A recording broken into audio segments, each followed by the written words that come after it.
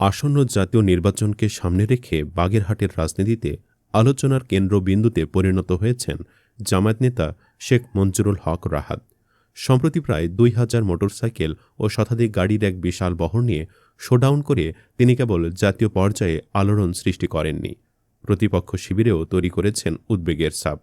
ইসলামী ঘরানার নেতা হয়েও তরুণ প্রজন্মের কাছে, বিশেষ করে তরুণীদের মধ্যে তার ব্যাপক জনপ্রিয়তা রয়েছে। অনেকের মতে তার ব্যক্তিত্ব ও ক্যারিশমা দক্ষিণী সিনেমার নায়কদেরও হার মানায়।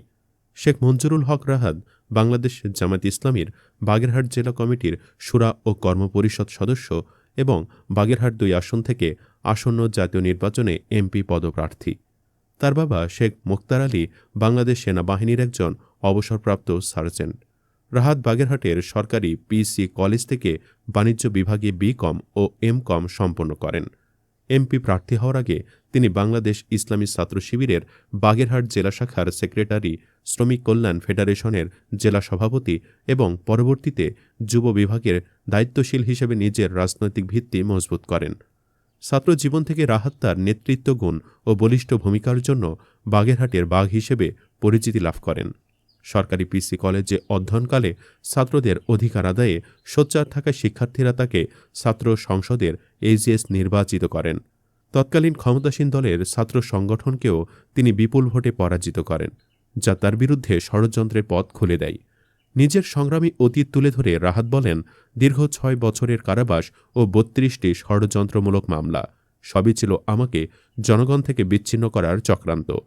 কিন্তু ছাত্র জনতার ভালোবাসা সে ষড়যন্ত্রকে ব্যর্থ করে দিয়েছে। আমি আজ আপনাদের মাঝে আছি। বিশ্লেষকদের মতে জামায়াতের তরুণ নেতাদের মধ্যে রাহাতের জয়ের সম্ভাবনা বেশ উজ্জ্বল। এর অন্যতম কারণ হিসেবে দেখা হচ্ছে নারী ভোটারদের মধ্যে তার বিপুল গ্রহণযোগ্যতা, যা সাধারণত জামায়াতের অন্য প্রার্থীদের ক্ষেত্রে ততটা দেখা যায় না। দলের মহিলা শাখা ও ইসলামী ছাত্রী সংস্থার সক্রিয়তার কারণে নারী ভোটারদের একটি বড় অংশ তার দিকে ঝুঁকতে পারে।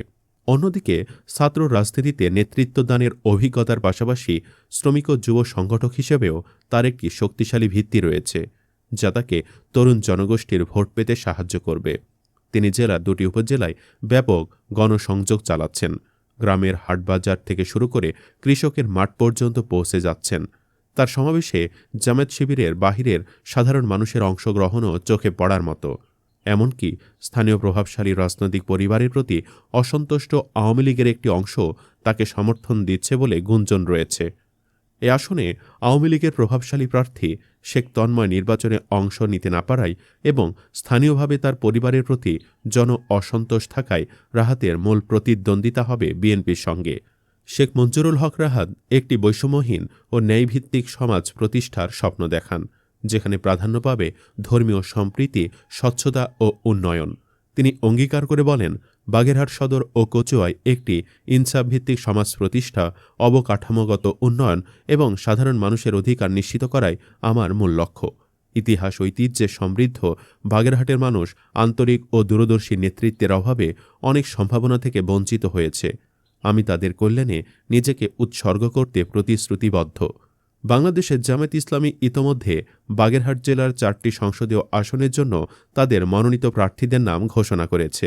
দলের কেন্দ্রীয় নির্বাচন পরিচালক অধ্যক্ষ ইজ্জতুল্লাহ প্রার্থীদের নাম ঘোষণা করেন। বাগেরহাট ২ আসন থেকে শেখ মঞ্জুরুল হক রাহাতকে মনোনয়ন দেওয়া হয়েছে। অন্যান্য আসনের মধ্যে বাগেরহাট ১ থেকে অধ্যক্ষ মাওলানা মশিউর রহমান খান, বাগেরহাট ৩ থেকে অ্যাডভোকেট আব্দুল ওয়াদুদ এবং বাগেরহাট ৪ থেকে অধ্যক্ষ আব্দুল আলিমকে মনোনয়ন দেওয়া হয়। বন্ধুরা, রাহাত ভাইকে আপনারা কে কতটা পছন্দ করেন? ভবিষ্যৎ এমপি হিসেবে তাকে দেখতে চান কিনা?